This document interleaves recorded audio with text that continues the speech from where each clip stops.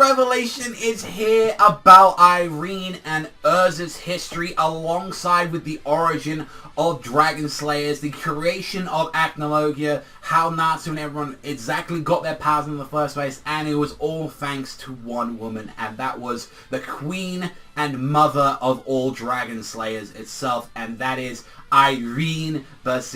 And boy oh boy, it was 514. Goddamn exciting to find out this stuff on there, and whew, all this stuff begins back 400 years ago, so strap yourselves in, people, as we're going to be learning about the history of Irene 400 years ago in the Dragonov Kingdom. Definitely this chapter of Fairy Tale gives some insane amount of info about the creation of Dragonslayers, the creation of Acnologia, not how Natsu and everyone got their powers, with the explanation of like how dragon like biology kind of works for the most part, and like how really unsafe it is to be a Dragon Slayer, and how like there could be some ominous thing happening with all the kind of dragons, especially happening to them. And this is where our story begins, which is 400 years ago. We find out immediately with like what happens is that like we in this Dragonov Kingdom is that like humans and dragons coexist here, that they're in harmony, and from what we find out during the Western continent is being attacked again, and the dragons are attacking them because Western dragons are very low intelligence, they're not very smart, they're kind of acting like wild rampage beasts from what we find out in there. And we find out that the dragon they're talking to is like, oh, Lord Bercelion, the Dragon of Wisdom. Now I actually kind of thought this was Zirconis because he looked a little bit like Zirconis. Honestly, it's been a while since I've seen him, but no. Pay attention to that name though, Lord Bercelion, and who has the same name as that? Irene itself. So if anything, what we're going into there, and they're saying like, when they're immediately saying, oh, you come back from the inspection, and it's like, yeah, like they're more troublesome than we imagine, and it's just like when they were talking about is Irene here, and yes, and they address her as the queen is at the courtyard, and I think it's kind of safe to say, put two and two together, that this is perhaps the dragon is Erza's father. There was a little bit of the chat around about the end of the chat just saying this during the entirety of this entire time, like Erza was growing inside his belly, and maybe that could have been one thing, since we do know in the fact that it's like dragons and humans are coexisting. Maybe some of them fell in love, although it's goddammit, like how the fuck does Irene take that dragon's D unless he's carrying a pecker that size? And honestly, I don't think you should think about it too much for the most part, but it's honestly from what it sounds like and how it was being addressed, although like from what they're being addressed as king and queen, it's like I generally don't think like for the most part you're supposed to think about a dragon pounding that bitch, but it's like, yep, maybe that's the only thing that could satisfy it is a dong of that size, although there could maybe, if anything, you could think about it in the way that is, especially, is that maybe like out of the respect that like one of her closest friends, she did take his name up upon that, like, but I think it's kind of safe to say that maybe this possibly might be Erza's father. With that being Kyle, we get to see how exactly like this community works, as we get to see all these dragons like working with alongside kids and like being happy together, and they're friendly and they're partners, and we see Irene is a very caring and lovable woman to like everyone here. She's like, they do address her kind of like as a mother and like kind of the queen, and like she like really respects and loves her kingdom, and especially when she's kind of being answered by, you know, like with what we've seen with Bercelion, it's like, you know, she seems kind of very concerned for him. It's like, what happened, you know, going on there? And it's like the dragons from West are eating people up, and they arrive like, yeah, eventually at Ishgar, and it seems like, you know, we may not be able to stop this at this point, and it's just like, we don't worry and all that, you know, in Ishgar such force must not exist, and especially everywhere else, it's just like, we know dragons and humans are being friends, like, you know, with human beings, and like, even though like dragons are a lot more powerful, capable beings like that, they also do work alongside, hand in hand, with the knowledge of humans, with their magic, and the same thing is like, you know,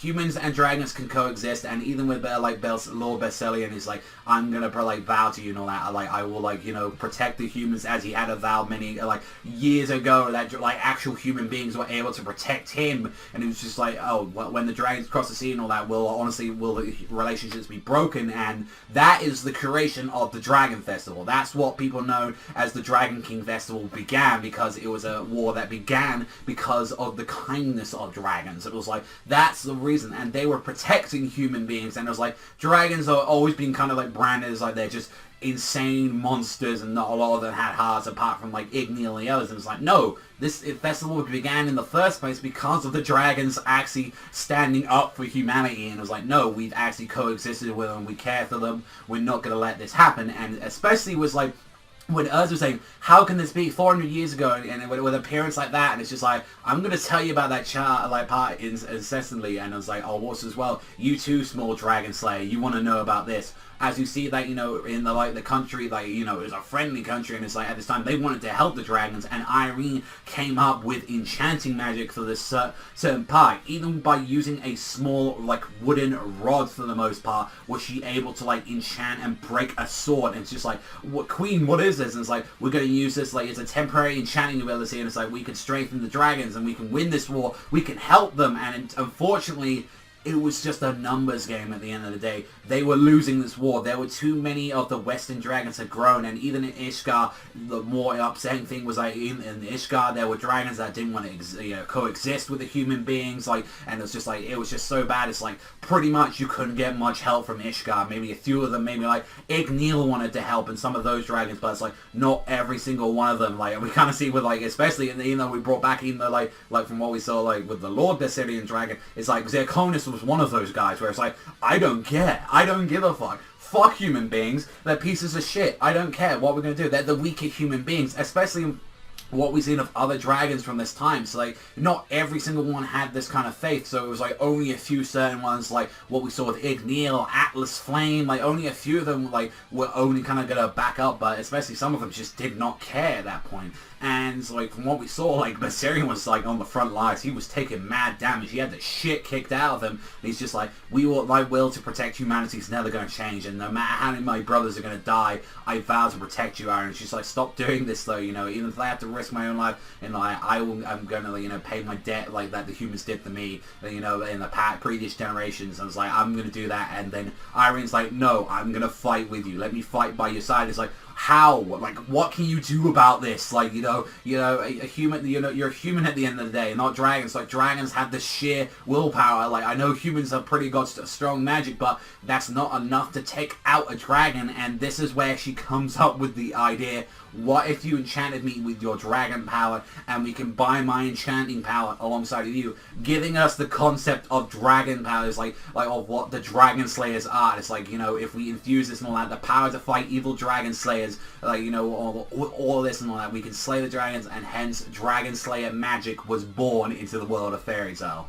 Finding out that she is, after all this time, the creator of Dragonslayers in general. She is the mother of Dragonslayer. She is a Dragonslayer herself for the most part, like from what we find out, which is a little interesting thing about that is that, and in turn, she is the one that created Acnologia, and for the most part, especially, it's like, how, like, she is technically a dragon, although I do want to know, especially from what we saw from there, like, how was, like, if anything, it might be a little bit of a plot hole or anything like that, but, like, how exactly was Acnologia, like, for the most part and all that, like, or especially, is, like, did he not sense that, you know, like, Irene, for the most part, was, like, a Dragonslayer for the most part, and it's just, like, I am the one who invented all of your, like, Dragonslayer magic, and I honestly thought from what I was going to the spoilers, she was the one that kind of invented the Lacrima gem, like, she was the kind of one that maybe invented onto that part, but I didn't exactly expect, like, no, she is the one that created every single Dragonslayer magic into there. And if anything, like, everything about Irene in this chapter, like, from what we're finding out, is fantastic. I was loving about all their history, and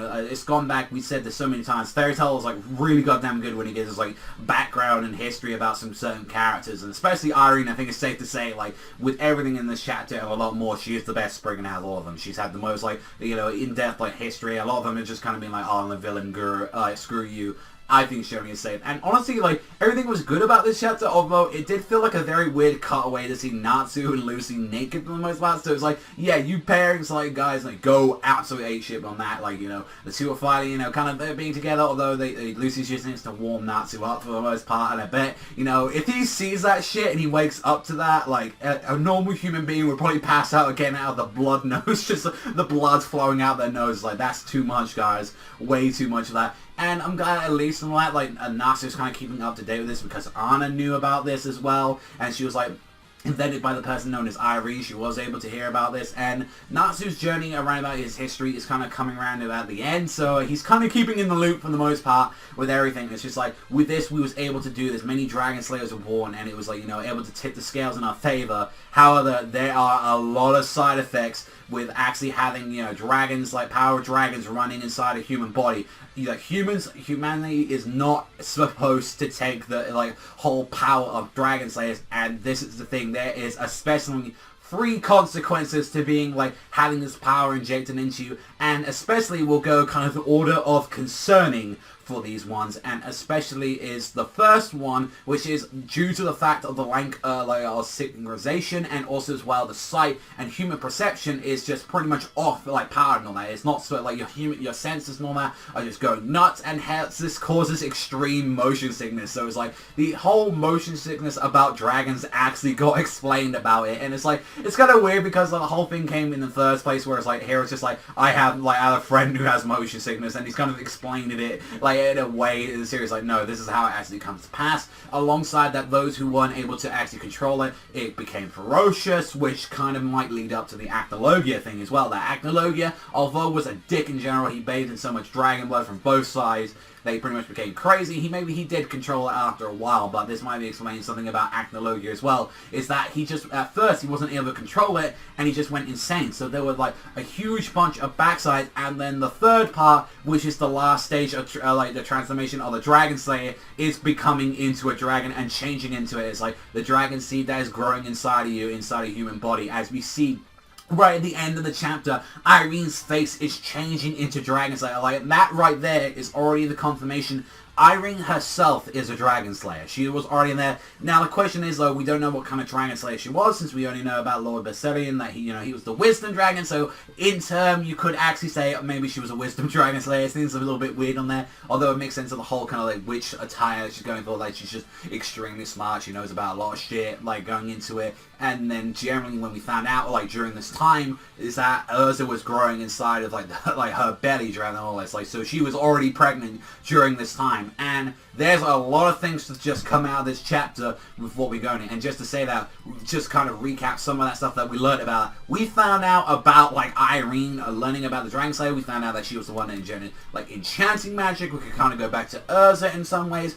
We may have potentially seen Erza's father, like Bessarion. If not, that was the way, that's how like Irene got her name for the most part, because he pretty much was kind of addressed it as the Lord of the land alongside Irene being Queen. So I think that was kind of like essentially that made the two, you know, hooked up. Another way to show like the bond between humans and dragons was the fact that actually they could come a couple and, you know, come together like in some way. I know you're going to take that out of turn, so, you know, coming together, like you guys are probably going to be terrible at that. She not only invented the enchanting, but alongside with Bessarion, that they were actually able to make Dragonslayer magic in the first place, which like without this and all that, like we wouldn't have Wendy Natsugaji, we wouldn't have that. She was the inventor of the Dragon Locker as well, so that she was able to like utilize this by using like the whole like pretty much dragon soul for the most part what you put into there. If anything, we kind of know a little bit like Natsu. Like, if anything, like the most like least interesting part of this was probably the Natsu one, and I know shippers are gonna go like crazy on that. It's like that's kind of nuts to know that the whole bit little like romantic part that we had between Natsu and Lucy for the most part, even though he's like clinically like unconscious right now,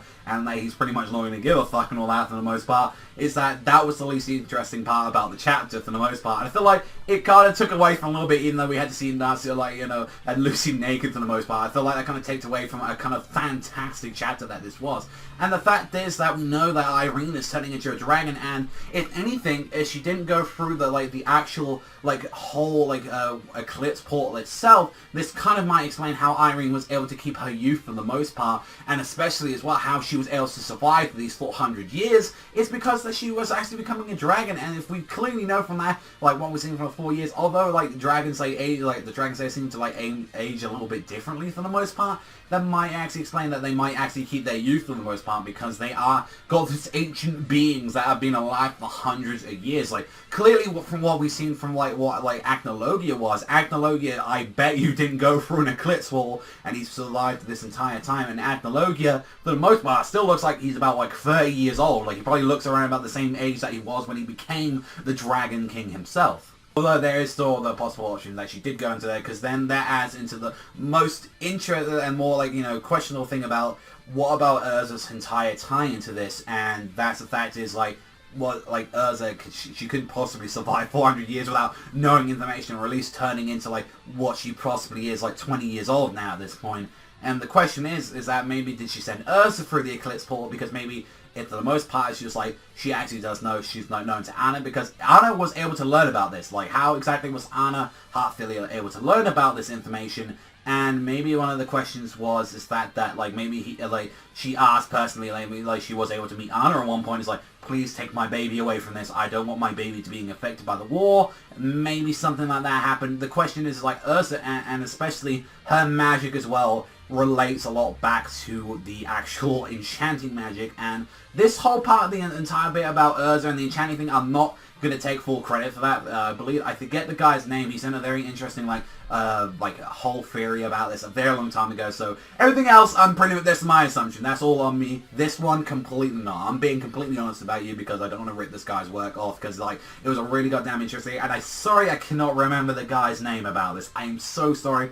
But if you are in the comment section, please put that in. But that was one of the things where it's like, Erza, from what we saw from the Tower of Heaven, was able to enchant like all those swords around, and they was used around, and that's what maybe that was like relating back to like from what we've seen with Erza with the re-equip, and re-equip kind of works in the same way. You are kind of like enchanting the weapons, kind of like making them into your hands, although it does work with a pocket dimension.